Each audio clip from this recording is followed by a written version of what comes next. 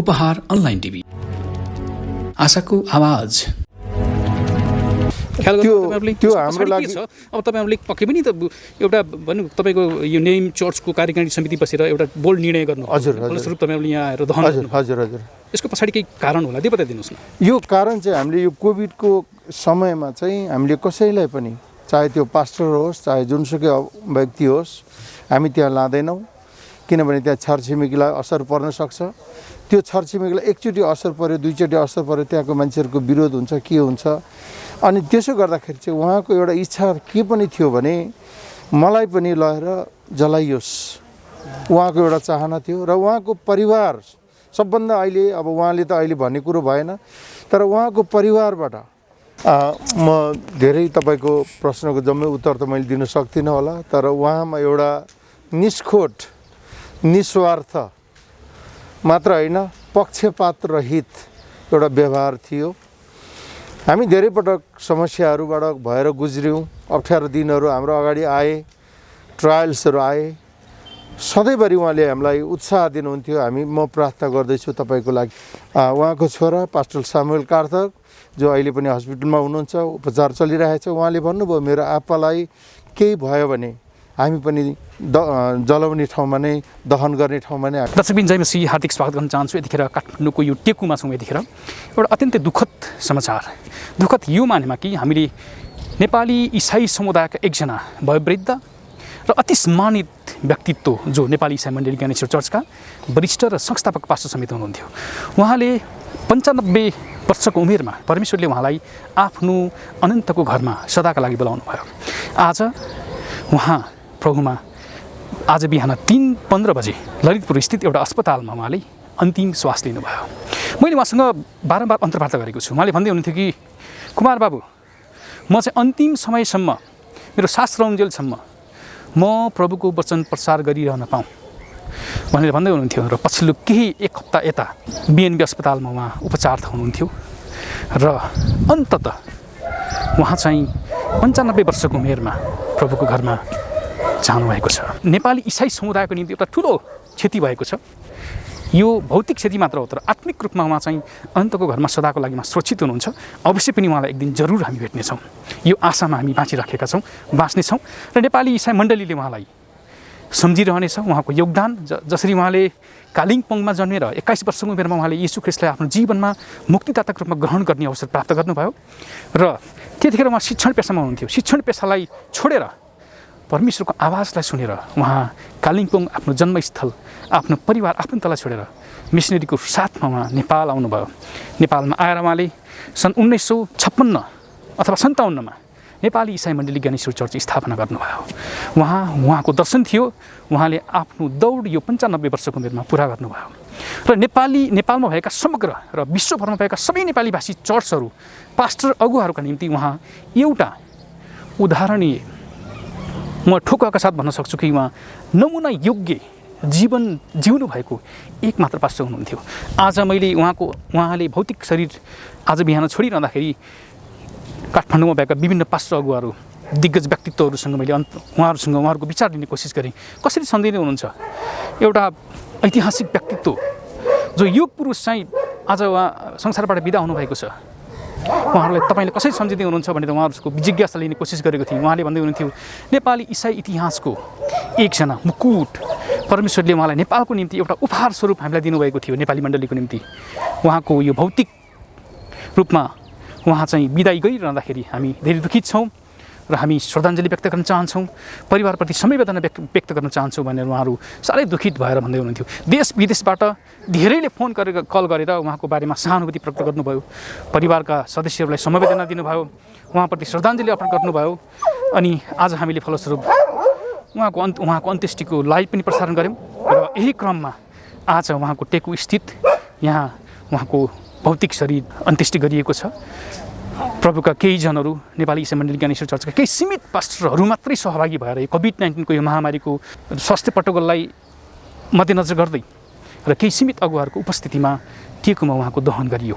यही अवस्थामा मैले विभिन्न केही पास्टर अगुवाहरूसँग भेटी स्वर्गीय पास्टर रोबर्ट कार्थकज्यूलाई उहाँहरूले कसरी सम्झिनु भयो, उहाँहरूको योगदानको चर्चा उहाँहरूले अब आगामी दिनमा नेपाली इसाई मण्डली ज्ञानेश्वर चर्चले कसरी गर्नेछ भन्ने विषयमा केही व्यक्तिहरूसँग मैले अन्तर्वार्ता गरेको छु।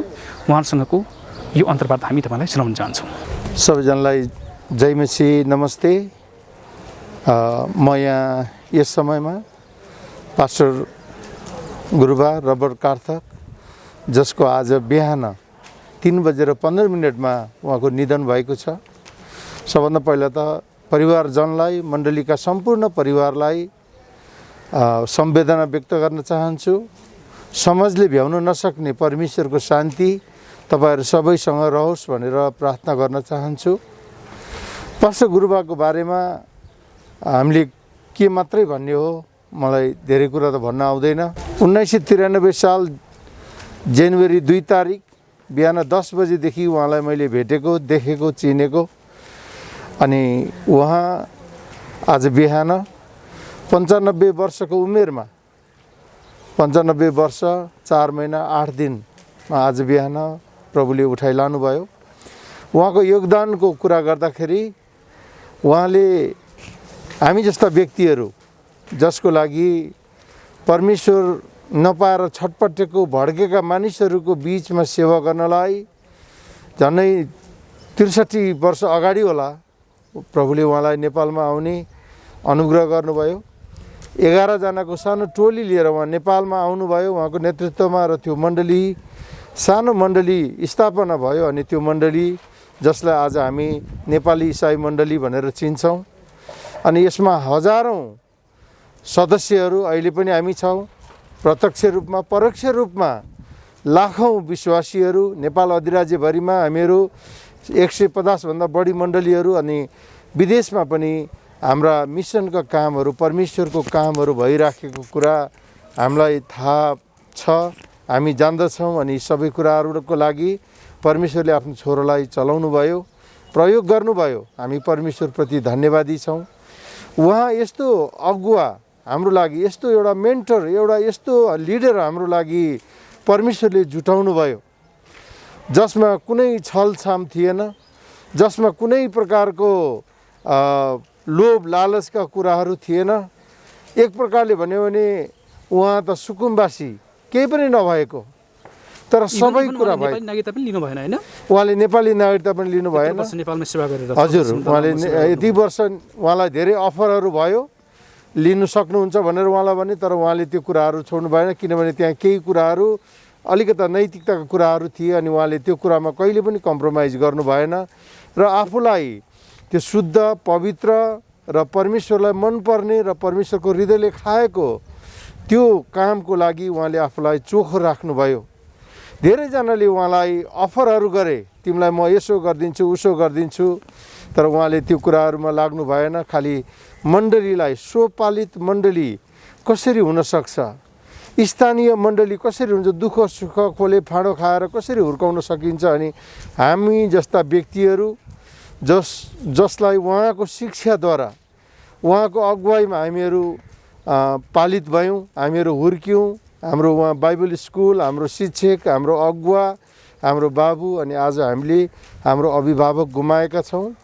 हामीले आज हाम्रा बाबुलाई गुमाएका छौँ, हाम्रो आत्मिकी बाबु जसको शिर हामी माथि थियो। अनि आज हामी एक प्रकारले भन्नु भने टुहुरा टुहुरी जस्तै भएका छौँ। तर प्रभुले भन्नुभयो, म तिमीहरूलाई टुहुरा टुहुरी छोड्ने छैन, शान्तिदाता पठाइदिन्छु।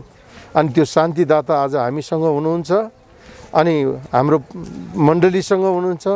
उहाँलाई प्रेम गर्ने, सबै, उहाँलाई प्रेम नगर्ने मान्छे सायदै छ, सबैले उहाँलाई प्रेम गर्छन्, किनभने उहाँले कुनै स्वार्थ लिएर कहिले कामै गर्नु भएन। अनि हामी प्रभुलाई धन्यवाद चढाउँछौँ यस्तो अगुवाको छत्र छायामा, यस्तो अगुवाको आशिषमा हामीले हुर्किने मौकाहरू पाएका छौँ। अनि आज हामी मण्डली शोकाकुल छौँ। अनि तपाईहरू जसले हेरिराख्नु भएको छ, अनि मण्डली परिवारको लागि निरन्तर प्रार्थना गरिदिनुहोस्। हामी आज खुलेर भन्न सक्छौँ कि हाम्रो अगुवा चाहिँ असल अगुवा हुनुहुन्थ्यो। अनि उहाँले आज उहाँको लागि उहाँलाई हामी भन्न सक्छौँ, दौड सिद्धाएको छु। पावलले भनेको कुरामा दौड सिद्धाएको छु, मैले लडाइँ जितेको छु, त्यो लडाइँ उत्तम लडन त लडेको छु, सबैभन्दा ठुलो कुरो विश्वासलाई बचाएको छु। अनि यो कुरा आज उहाँको जीवनमा लागू हुन्छ। अनि यहाँहरूको प्रार्थनाको लागि हामी धन्यवाद भन्छौँ। अनि तपाईँहरूले निरन्तर नेहिम मण्डली नेपाली इसाई मण्डलीलाई प्रार्थना गरिदिइराख्नु भएको छ। उहाँको परिवारको लागि निरन्तर प्रार्थना गरिरहनु। अरू धेरै उहाँको जन्मथलो जुन ठाउँमा जन्मनुभयो त्यो ठाउँमै म पुगेको छु मात्र होइन, कालिम्पोङमा। अनि जुन खाटमा बसेर, जुन कुनामा बसेर 21 वर्षको उमेरमा उहाँले प्रभु र मुक्तिदाता भनेर ग्रहण गर्नुभएको खाटमा पनि म बसेको छु, म पुगेको छु र उहाँको सबै कुराहरू मैले देखेको छु, म घुम्ने मौका पाएको छु। त्यो हेर्दाखेरि उहाँ एकदमै महान, एकदमै ठुलो त्यस्तो खानदानबाट हुनुहुन्न, सामान्य। तर सामान्य व्यक्तिलाई हाम्रो परमेश्वरले असामान्य प्रकारले चलाउनु भयो र हामीहरू आशिषित भयौँ र हामी परमेश्वरलाई उहाँको जीवनको लागि हामी धन्यवाद चढाउँछौँ। र मण्डली परिवार तपाईँहरू जसले सारा विश्वले प्रार्थना गरिराख्नु भएको छ, तपाईँहरूलाई मण्डलीको तर्फबाट धेरै धेरै धन्यवाद दिन चाहन्छु। अनि परिवारजनको लागि निरन्तर प्रार्थना गरिदिनु हुन अनुरोध पनि गर्छु। धन्यवाद। एक दुईवटा प्रश्न गर्न चाहे मैले तपाईँलाई। प्लिज। तपाईँ नेपाली इसाई मण्डलीको एकजना जिम्मेवार पास्टर हुनुहुन्छ, जोरपाटी स्थित नेपाली इसाई मण्डली जोरपाटीको पास्टर पनि हुनुहुन्छ, जिम्मेवार व्यक्तित्व पनि हुनुहुन्छ। नेपाली इसाई जगतमा विश्वभरमा भएका नेपाली भाषी चर्चहरूले नेपालमा भएका अथवा विश्वभरमा भएका कुनै पनि चर्चका नेपाली भाषी पास्टर अगुवा, यो चाहे नेपालमा होस् चाहे इन्डियामा होस्, नेपाली भाषीहरू बिचमा कुनै पनि पास्टर अगुवालाई, चर्चका सदस्यहरूलाई पास्टर रोबर्ट कार्थोको बारेमा सोद्धाखेरि उहाँलाई कुनै व्यक्तिले पनि एउटा पनि अहिलेसम्म खोट देखाउन सक्ने अवस्था थिएन। सबैले उहाँको यति धेरै प्रशंसा गर्थे, तर उहाँले कसैबाट न सम्मान चाहनुभयो न कसैबाट प्रशंसा चाहनुभयो। यद्यपि मैले सुने जब उहाँले मृत्युवरण गरिसक्नुभयो केही दिन अगाडि अस्पताल शय्यामा हुँदाखेरि उहाँले आफन्तलाई भन्नुभयो अरे, मेरो श्रद्धाञ्जली सभा नगर्नु, कि मेरो श्रद्धाञ्जली सभा गऱ्यो भने मेरो प्रशंसा हुन्छ, मेरो प्रशंसा होइन परमेश्वरको प्रशंसा गरिनुपर्छ भनेर उहाँले अन्तिम अवस्थासम्म पनि उहाँले त्यस्तो भन्नुभयो। यति धेरै सबैको निम्ति लोकप्रिय किन भन्नुभयो होला, के लाग्छ तपाईँलाई? समय तपाईँले उहाँसँग बिताउनु भयो सेवागाईमा। हजुर, म धेरै तपाईँको प्रश्नको जम्मै उत्तर त मैले दिन सक्दिनँ होला, तर उहाँमा एउटा निष्खोट, निस्वार्थ मात्र होइन, पक्षपात रहित एउटा व्यवहार थियो। हामी धेरै पटक समस्याहरूबाट भएर गुज्र्यौँ, अप्ठ्यारो दिनहरू हाम्रो अगाडि आए, ट्रायल्सहरू आए। सधैँभरि उहाँले हामीलाई उत्साह दिनुहुन्थ्यो, म प्रार्थना गर्दैछु तपाईँको लागि। एउटा मुख्य कुरो चाहिँ के थियो भने उहाँ प्रभुसँग समय बिताउने व्यक्ति हुनुहुन्थ्यो, प्रभु सँगसँगै हिँड्ने व्यक्ति हुनुहुन्थ्यो, प्रभुसँग आफ्नो जीवनलाई त्यो प्रभुमा लुकेको जीवन जिउने एउटा व्यक्ति हुनुहुन्थ्यो, एउटा असल नमुना हुनुहुन्थ्यो। आज मैले धेरै ठुल्ठुलो उहाँको तारिफ गर्न पर्दैन, तर उहाँ यस्तो व्यक्ति हुनुहुन्थ्यो, उहाँ एकजना असल प्रभुको चेला हुनुहुन्थ्यो, म यति भन्न सक्छु। अनि प्रभुमा भएका गुणहरू पहिलो पत्रुस 2:21 लेखिएका ती ख्रिस्टका पाइलाहरूमा उहाँ हिँड्नु भएको थियो। अनि उहाँलाई भेट्दाखेरि जब भेट्दाखेरि मलाई येशूलाई भेटेको जस्तो लाग्थ्यो। हो, उहाँ येशू हुनुहुन्न, अब येशू अर्को कुनै व्यक्ति हुन सक्दैन, येशू त येशू हुनुहुन्छ। तर येशूलाई पछ्याउने व्यक्ति, उहाँको पाइलामा हिँड्ने व्यक्तिहरू धेरै कम्ती छन्। मैले कसैलाई आरोप लगाएको होइन, तर उहाँको जीवनमा एउटा चिज चाहिँ मैले पाएको, उहाँ येशूको पाइलामा हिँड्नुहुन्थ्यो, येशूको नमुनामा उहाँ हिँड्नुहुन्थ्यो। साधु सुन्दर सिंहहरू खालका, अरू त्यस्तै कतिजना महान व्यक्ति, बिली ग्रामहरू खालका त्यस्ता व्यक्तिहरूको जीवनबाट उहाँ धेरै प्रभावित हुनुहुन्थ्यो। धेरै प्रभुको वचनमा उहाँ लागिराख्नुहुन्थ्यो। त्यो के हो भन्दाखेरि प्रभुको वचन उहाँलाई यति तिर्खा थियो, यतिसम्म कि उहाँ कालिम्पोङमा म्याथको टिचर हुनुहुन्थ्यो। जब प्रभुलाई ग्रहण गर्नुभयो, एउटा सानो म सम्झन चाहन्छु, अनि विद्यार्थीहरूलाई पढाइराख्नु भएको छ म्याथ। अनि पढाउँदै गर्दाखेरि विद्यार्थीहरूलाई त्यत्तिकै एकछिन लु तपाईँहरू यो काम गर्नुहोस्, होमवर्क गर्नुहोस् भनेर एउटा काम केमा अल्झाइदिएर त्यो पछाडिपट्टि गएर, बोर्डको पछाडिपट्टि गएर उहाँ बाइबल पढ्नुहुन्थ्यो अरे।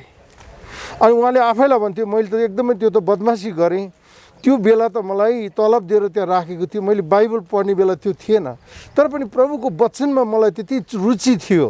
उहाँले उत्साह दिनुभएको, उहाँलाई अरू सबै कुराभन्दा प्रभुको वचन, प्रभु प्यारो हुनुहुन्थ्यो। अनि मलाई लाग्छ त्यस्ता अनगिन्ती हजारौँ उदाहरणहरू छन्, अहिले मैले ती सबै भन्न सक्दिनँ, तर उहाँ सच्चा प्रभुको पाइलामा हिँड्न रुचाउने, जस्तोसुकै परिस्थितिमा पनि नढलपलाइकन प्रभुमा अगाडि बढिराख्ने एकजना व्यक्ति हुनुहुन्थ्यो। उहाँको जीवनमा धेरै समस्याहरू आए, उतार चढावहरू आए, तर उहाँ हल्लिनु भएन अनि उहाँले एउटा असल एक्जाम्पल नमुना सेट गर्नुभयो र त्यस कारणले गर्दा सायद उहाँले आफ्नो तारिफ कहिले पनि त्यो सुन्न चाहनु भएन। हामीले कहिलेकाहीँ अरू सङ्घ संस्था कता कतातिर तपाईँलाई सम्मान गर्छ अरे, चिफ गेस्टहरू बनाउँछ अरे भन्दा उहाँ जान नै मान्नु भएन। कहिले पनि त्यस्तो समारोहमा जानु पनि भएन। जानुहुन्थ्यो तर चिफ गेस्टको रूपमा यदि मलाई राखेर आउँदिन भन्नुहुन्थ्यो। चिफ गेस्ट चाहिँ कहिले पनि उहाँले इच्छा नै गर्नु भएन।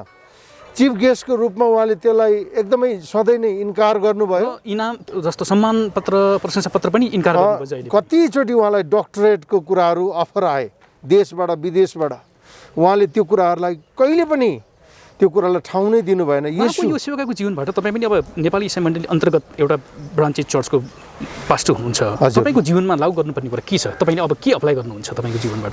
मैले उहाँबाट सिकेको कुरा, देखेको कुरा धेरै छ, तर मैले एप्लाई गर्नुपर्ने थियो। मैले फेरि दोहोऱ्याउन चाहेँ, उहाँ जसरी प्रभुको पाइलामा हिँड्नुभयो म पनि त्यही प्रभुको पाइलामा म हिँड्न चाहन्छु। पहिलो कोरिन्थी 11:1 पावल भन्छन्, मलाई पछ्याऊ किनकि मैले येशूलाई पछ्याएको छु। अनि त्यही कुरोलाई उहाँले पछ्याउनु भएको छ अनि म पनि त्यही येशूको पाइलामा पछ्याउन चाहन्छु। हामी मान्छेहरू हौँ, हामीले धेरै पटक भुल गल्तीहरू गर्छौँ जानेर नजानेर, तर जब हामी येशूको पाइलामा हिँड्न थाल्छौँ भने हाम्रो जीवन वास्तवमा अर्कै हुँदो रहेछ। अनि त्यसको लागि एउटा एकदमै राम्रो उदाहरण हाम्रो पास्टर गुरुबा हुनुहुन्छ। अन्तमा जस्तो अब सबैको लोकप्रिय उहाँ हुनुभयो, संसारभरि भएका नेपाली भाषी चर्चहरूका पास्टर अगुवाहरू, चर्चका सर्वसाधारण सदस्यहरूको उहाँ चाहिँ एकदम लोकप्रिय पास्टर भन्नुभएको होइन। अहिले जीवनको अन्तिम श्वास रन्जेलसम्म पनि कसैले खोट लगाउने, कुनै कमजोरी पनि मानिसले देखाउन सक्दैनन्, अहिलेसम्म देखाए सकेनन्। त्योसँग उहाँले कहिले पनि कम्प्रोमाइज गर्नु भएन। हजुर। अनि उहाँको अन्तिम संस्कार यो कोभिड-19 को महामारीले हो, सामाजिक दूरी, भौतिक दूरी कायम गरेर गर्नुपर्ने छ। अन्तिम संस्कार गर्दाखेरि पनि 10 जनाभन्दा बढी भेला नहुनु भनेर सरकारले स्वास्थ्य प्रोटोकल लागू गरेको छ। यही अवस्थामा केही सीमित अगुवाहरू मात्र यहाँ सहभागी भए। धेरैले को चाहना थियो कि हामी पास्टर गुरुबाको अन्तिम संस्कारमा जान पाऊँ, सहभागी हुन पाऊँ, फुल गुच्छा चढाउन पाऊँ, माटो दिन पाऊँ भनेर चाहना थियो नि, पुरा भएन है? भएन। यसमा हामी विगत केही दिनदेखि निरन्तर मिटिङहरू गरिराखेका छौँ अनि अझै पनि मलाई धेरै ठुल्ठुला दबाबहरू थिए अरू मण्डलीबाट। पास्टरहरूले हामी जसरी पनि आउने हो, कहाँ छ त्यति मात्रै भन्नुहोस्, कहाँ छ त्यति मात्रै भन्नुहोस्, हामी आफै आउँछौँ, तपाईँहरूलाई केही अप्ठ्यारो पर्दैन, हामी टाढोबाट हेर्छौँ भन्नुभयो। अनि मैले कतिजनालाई सफा कुरा मैले भन्न सकिनँ, मैले कहाँ लान्छौँ पनि भन्न सकिनँ, के गर्छौँ पनि भन्न सकिनँ। अनि उहाँहरूलाई मैले सबै कुरा भन्नु सक्छु, किनभने अस्पतालमा पनि कुन अस्पतालमा राखेको छ भन्ने कुरा गोप्य राख्नु है त? होइन, अस्पतालको त कुरा गऱ्यौँ, तर हामीले केही अलिकता मृत्यु सेवाको बारेमा हामीले सबै कुराहरू हामीले भनेनौँ। यो कुराहरूलाई गोप्य राख्यौँ। संस्कार कहाँ हुन्छ भन्ने कुरा पनि जानकारी हामीले भनेनौँ, किनभने हामीलाई डर छ कि उहाँलाई प्रेम गर्नेहरूको सङ्ख्या धेरै छन् अनि हरेक यो या त्यो बहाना बनाएर उहाँहरू आउन सक्नुहुन्छ र यदि उहाँ त्यसरी आइदिनु भयो भने धेरैको जीवन जोखिममा पर्छ भन्ने डरले सरकारको नियम पालन गर्नु हाम्रो एकदमै कर्तव्य, असल नागरिकको एउटा मुख्य जिम्मेवारी पनि हो। त्यसकारणले पनि हामीले यो कुरालाई अलिकति गोप्य राख्यौँ।